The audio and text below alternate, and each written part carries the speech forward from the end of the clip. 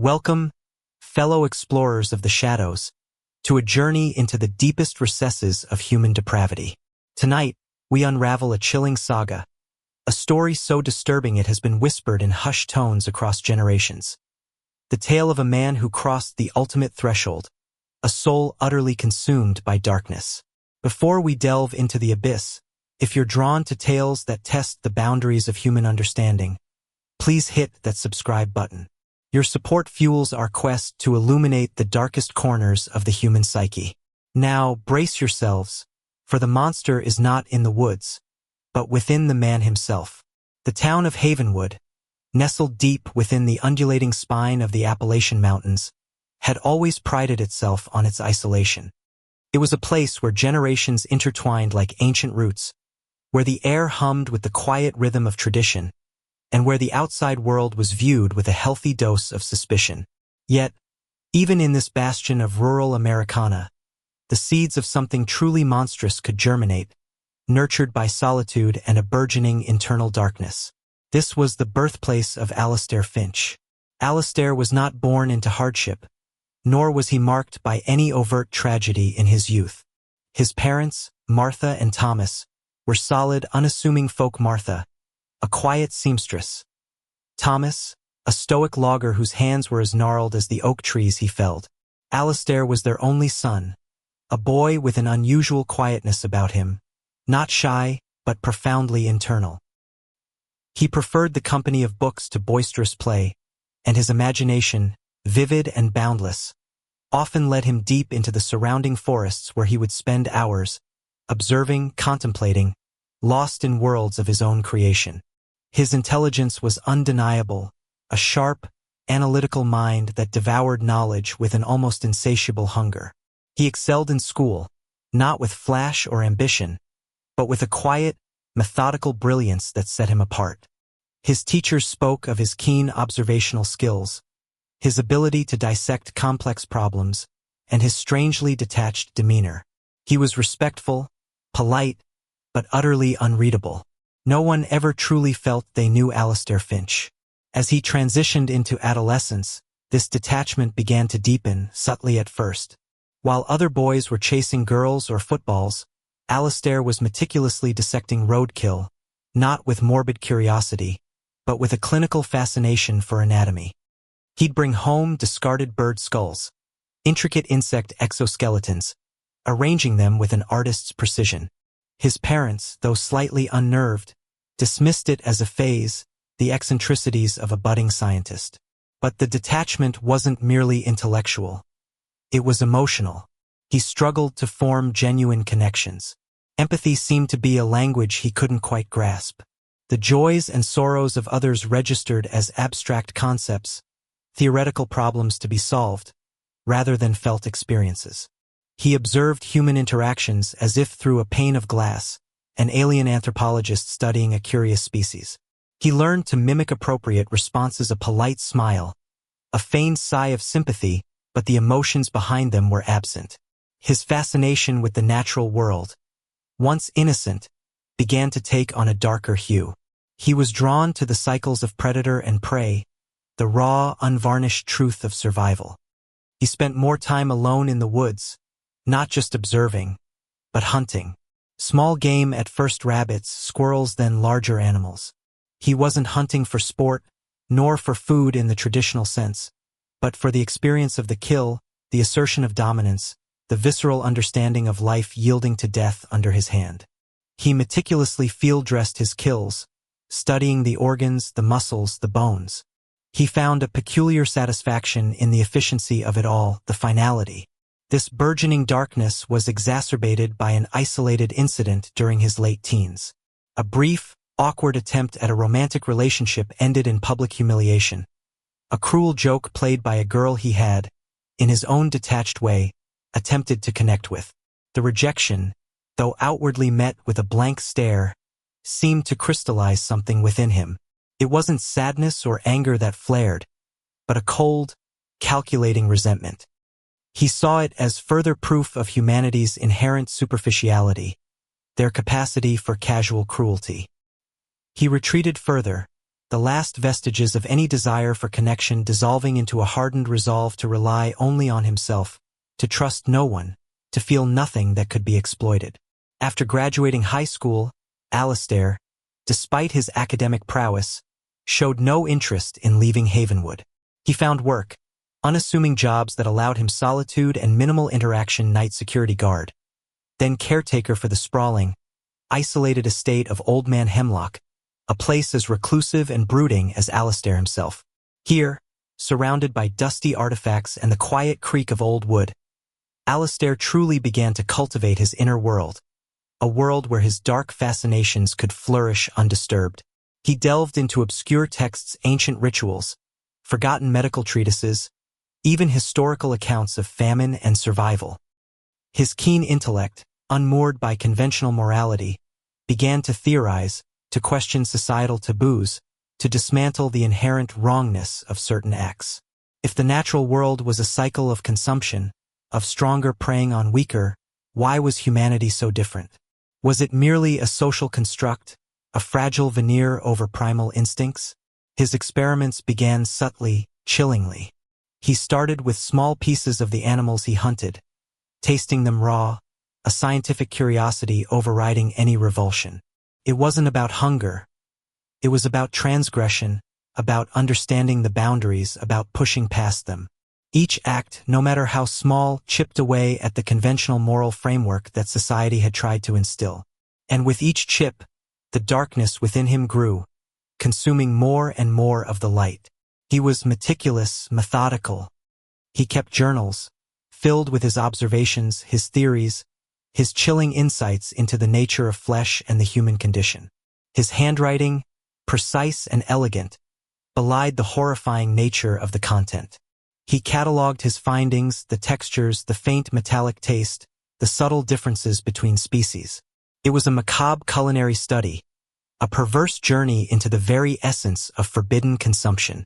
The isolation of Havenwood, once a comfort, now became a breeding ground for his evolving ideology.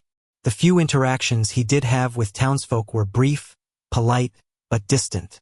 They saw Alistair Finch as the quiet, slightly odd man who kept to himself, never causing trouble. No one saw the burgeoning predator beneath the placid exterior. No one saw the philosophical architect building a terrifying internal framework for unspeakable acts. The true turning point, the moment the line between theory and practice blurred irrevocably, came after a chance encounter in the deeper woods. A drifter, lost and disoriented, stumbled upon Alistair's secluded cabin, a small, unassuming structure he had built himself, far from any recognized trail. Alistair, ever the observer, took him in, offered him food, listened to his rambling stories of a life on the run. He saw not a fellow human in distress, but a specimen, a variable in his chilling equations.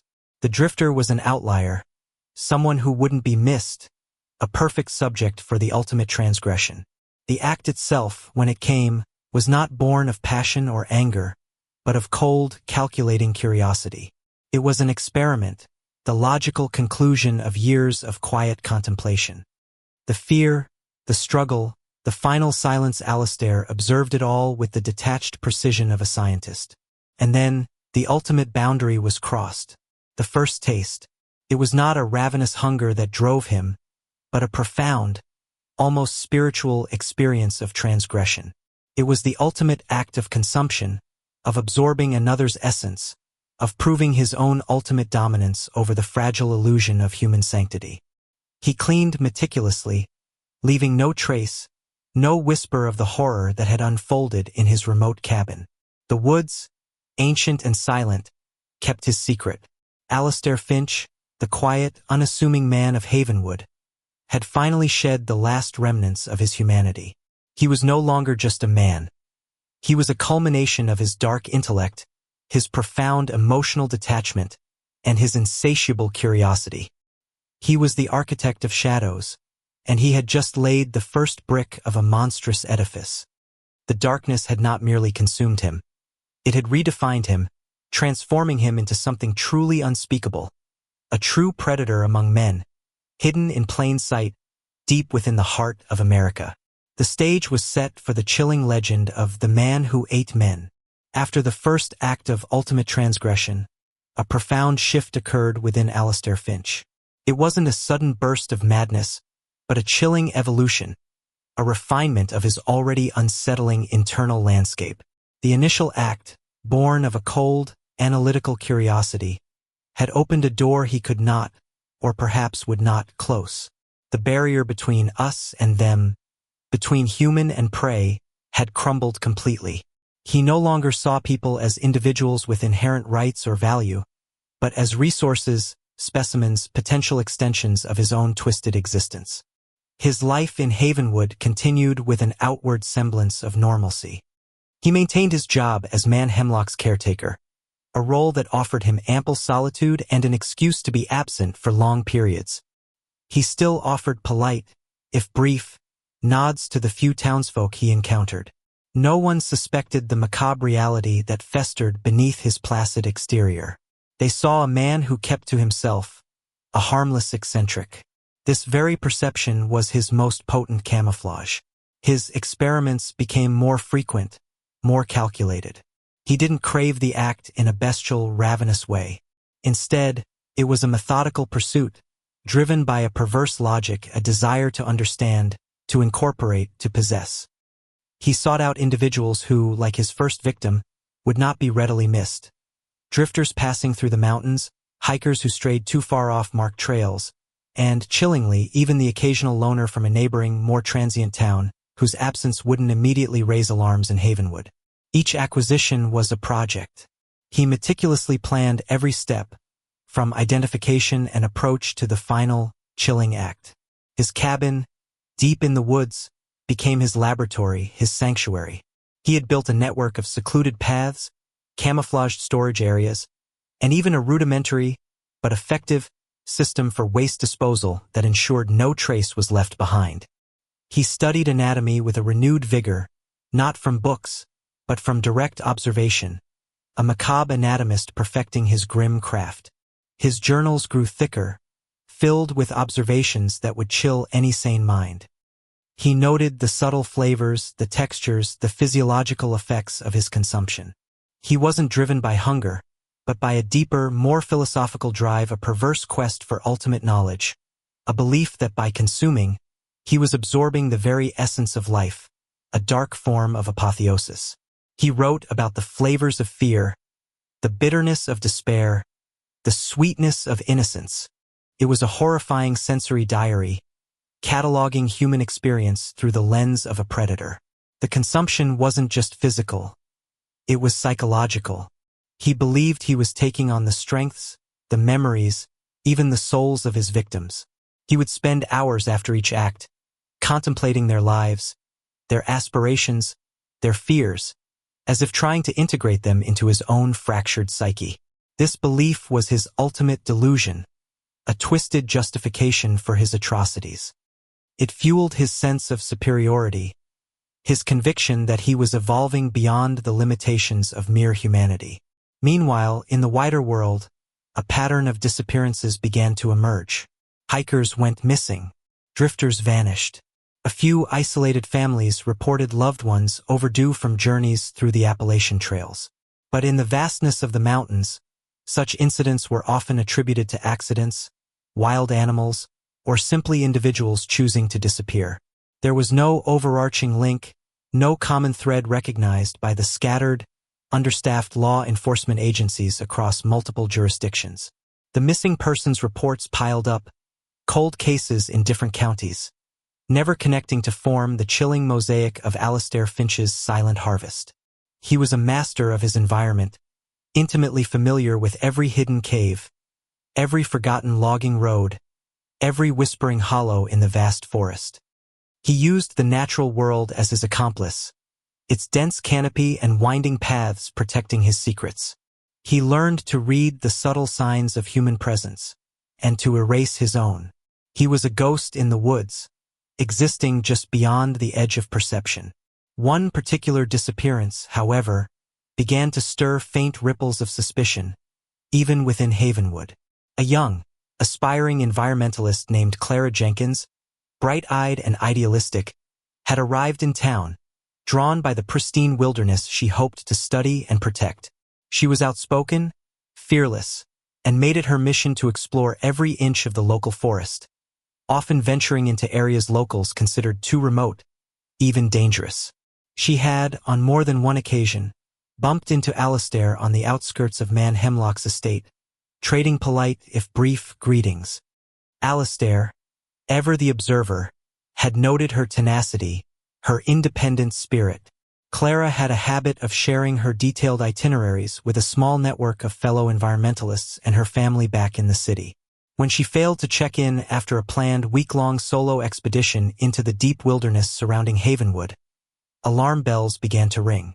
Her family, affluent and connected, pushed for a more intensive search than was typical for a lone hiker. Local search and rescue teams, aided by volunteers, combed the trails for weeks. They found her meticulously packed backpack, her abandoned tent, and a few scattered personal items, but no Clara. Alistair watched the search efforts with a detached interest. He saw the frantic desperation of her family, the weariness of the searchers, the creeping dread that began to settle over Havenwood.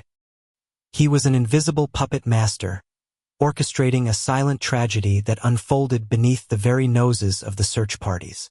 He even volunteered for a few hours, moving with quiet efficiency, guiding searchers away from his hidden trails, offering seemingly helpful suggestions that led them further astray. The irony was exquisite. The disappearance of Clara Jenkins, unlike the others, left a lingering, unsettling feeling in Havenwood. She was known, bright, full of life. Her vanishing felt different, more personal. Whispers began in the local diner, in the general store. Something was happening in their woods. Some spoke of mountain lions, others of strange cults. A few even muttered about the old tales of the hollow men who roamed the deep forests. No one dared to voice the truly unspeakable. Alistair, however, felt a strange satisfaction. Clara had been a challenge, her spirit vibrant, her mind sharp. Her essence, as he meticulously noted in his journal, had been particularly potent. He had achieved a new level of his perverse assimilation, a deeper understanding of the forbidden. Yet, there was also a faint, almost imperceptible tremor of risk. The search had been too close, too prolonged. He needed to be even more careful, even more meticulous. His dark evolution continued. He began to apply his meticulous planning not just to the act of acquisition, but to the art of deception. He fabricated alibis, created diversionary tracks, even subtly manipulated local gossip to direct suspicion elsewhere. He became a master illusionist, making his victims, and himself, disappear into the vast, silent stage of the mountains. The consumption had become less about raw hunger and more about profound, twisted communion. He was not just eating flesh. He was, in his own deranged mind, consuming identities, absorbing experiences, building a monstrous composite of humanity within himself. He believed he was becoming something more, something greater than the sum of his parts, a true culmination of the dark forces he had embraced. The darkness wasn't just consuming him. It was becoming him, transforming his very being into a living, breathing testament to the forbidden, to the unspeakable. The silent harvest continued, an unseen horror growing in the heart of the American wilderness, nurtured by the isolation of Havenwood and the terrifying evolution of Alistair Finch, the man who was truly becoming the monster. The facade of normalcy that Alistair Finch had meticulously constructed around himself began to fray, slowly but inexorably, pulled apart by the very forces he believed he controlled. The disappearance of Clara Jenkins, while never solved, had instilled a subtle but persistent unease in Havenwood. People were more cautious. Hikers were fewer. The woods, once a source of comfort and recreation, now held a new, unspoken menace. Alistair, however, was growing bolder, more confident in his invincibility. His work had become an addiction, a constant need to feed the growing darkness within him. The periods between acquisitions shortened, and his criteria for victims broadened. The casual drifter and the lost hiker were joined by those slightly closer to Havenwood's orbit, a disgruntled handyman who briefly worked on Man Hemlock's estate, a young couple passing through on a backroads adventure. Even, chillingly, a distant, rarely seen cousin of a Havenwood resident who visited for a week and then simply vanished. This increased frequency, this broadening net, was his undoing. While each disappearance remained a separate cold case in different counties, a tenacious, retired sheriff from a neighboring county, Elias Vance, had a particular knack for patterns. Vance, haunted by the unsolved disappearance of his own niece years ago, a case Alastair was not involved in, but which fueled Vance's obsession with the missing, had begun compiling reports from across the region. He saw links where others saw only isolated tragedies. The remote locations, the lack of struggle, the often missing personal effects. He saw a chilling signature. Vance, acting largely on his own initiative and with minimal official resources, started visiting the towns closest to these disappearances, talking to locals, piecing together fragments of information. Havenwood, given its isolated nature and the unresolved Clara Jenkins case, naturally fell under his increasingly focused gaze. His arrival in Havenwood was met with polite indifference. He was just another outsider asking questions that yielded no answers. But Vance was patient, methodical. He spent weeks there, nursing lukewarm coffee at the diner, chatting with locals at the general store, observing. He noticed the quiet man who cared for Man Hemlock's estate, a man who seemed to appear and disappear like a shadow, always polite but utterly closed off. Alastair Finch. Vance's initial suspicion was based on nothing concrete, just a gut feeling, a prickle of intuition honed by decades of detective work. Alastair was too calm, too unconcerned, too absent despite being physically present. Vance started subtly investigating Alastair's life. His unusual reclusiveness, his deep knowledge of the surrounding wilderness, the fact that he had no alibis for any of the recent disappearances beyond, "I was in the woods" or "I was at Man Hemlock's." The crucial break came, ironically, from Man Hemlock himself. The old man, frail and lucid in bursts, had a habit of leaving his estate unlocked, trusting in the isolation of his property. Vance, while ostensibly asking about local history, gently steered the conversation towards the comings and goings on the estate. Man Hemlock, in a moment of unusual garrulity, mentioned seeing Alastair bringing strange packages to his cabin in the deepest part of the woods, packages wrapped in heavy canvas, always late at night. Said it was for his projects, the old man mumbled, a vague frown on his face. Never asked what kind of projects. Alastair always was a private one. This seemingly innocuous detail, combined with Alastair's solitary nature and the growing list of disappearances, was all Vance needed. He couldn't get a warrant for a full search of Alastair's remote cabin based on hearsay and intuition alone, but he knew he had to get closer. One cold, misty morning, Vance chose his moment. He had observed Alastair leaving the Hemlock estate for an extended period, presumably to gather supplies in a neighboring town. Vance, using his old sheriff's badge for a pretext, approached Alastair's cabin, ostensibly looking for a lost hiker based on a vague, fabricated tip. The cabin was exactly as Alastair had left it, outwardly innocuous. But the air around it was different. A faint, almost imperceptible odor, a cloying sweetness beneath the scent of pine and damp earth. It was a smell Vance knew, a smell that had haunted his nightmares for years. The smell of decay, expertly masked. He found it, not inside the cabin, but in the meticulously hidden, camouflaged storage areas that Alastair had constructed around his property. They weren't just storage. They were processing sites. He didn't need to see the full horror. The faint stains on the dirt, the remnants of tools, the subtle, lingering stench that even the mountain air couldn't entirely disperse, it was enough. His blood ran cold. He had found the source of the evil. Vance retreated, his heart hammering, the pieces of the macabre puzzle clicking into place with horrifying clarity. He immediately contacted state authorities, presenting his findings, his theories, and his unshakable conviction. The initial skepticism was palpable, but Vance's reputation, combined with the sheer volume of unsolved disappearances, forced them to act.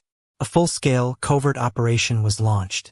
Forensic teams, cadaver dogs, and specialized investigators descended on Havenwood, moving under the guise of an expanded search for missing hikers. Alistair, unsuspecting, returned from his errands to find a silent, almost invisible presence tightening around his isolated world. The arrest was swift and unresisted. Alistair Finch was cornered at his cabin, offering no struggle, no denial, only a chilling, almost bored, look of recognition. "You found me," he stated, his voice flat, devoid of emotion, as if merely acknowledging a scientific hypothesis confirmed. The subsequent investigation and revelations shocked the nation. The sheer scale of Alistair's atrocities, the meticulous planning, the chilling journals found in his cabin detailing his experiments, and his warped philosophy of consumption, it painted a picture of a monster unique in his calculated depravity. The man who ate men became a terrifying national epithet, whispered in hushed tones, a nightmare made real in the quiet mountains. During his interrogation, Alistair remained disturbingly composed. He spoke of his victims not with remorse, but with a clinical detachment, as if discussing specimens in a laboratory. He articulated his twisted beliefs with an eerie coherence, his profound lack of empathy laid bare for all to see. He truly believed he was evolving, transcending human limitations through his acts of ultimate transgression. He was not mad in the conventional sense. He was something far more terrifying, a highly intelligent, fully conscious predator who had systematically dismantled his own humanity. The trial was a media circus. The public recoiled in horror and fascination.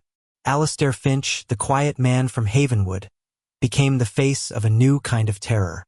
He was not a raging beast, but a cold, calculating intellect, a shadow in the guise of a man. His gaze, vacant and unsettling, seemed to pierce through the courtroom, challenging the very notion of human decency. He was convicted, of course, on multiple counts of murder and other unspeakable crimes. His sentence was life imprisonment, a confinement meant to protect society from a man utterly consumed by darkness, a monster born not of superstition, but of a chillingly logical human mind. Alistair Finch now resides in the deepest reaches of a maximum security prison, a silent, unrepentant figure. He spends his days reading, writing, and, presumably, contemplating the chilling philosophies he once enacted. He remains an enigma, a testament to how profound detachment and a twisted intellect can lead to the ultimate unraveling of the human soul. The darkness that consumed him never truly left. It became him, a chilling reminder that some monsters walk among us, hidden in plain sight, their hunger a secret until the thread of their atrocities finally unravels, exposing the terrifying truth of the man who ate men. His legend lingers, a cold shiver down the spine of America, a perpetual warning from the silent depths of Havenwood.